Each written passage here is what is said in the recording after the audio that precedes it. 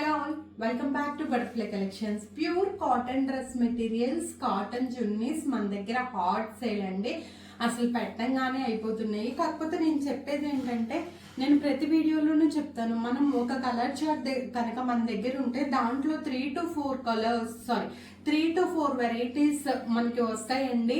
అది కూడా మేము పిక్ పెడతాము. ఒకవేళ మేము వీడియోలో చూపించిన పిక్ అయిపోతే కనుక, కానీ చాలా మందికి అర్థం కావట్లేదు, వీడియోలో చూపించిందే కావాలంటున్నారు.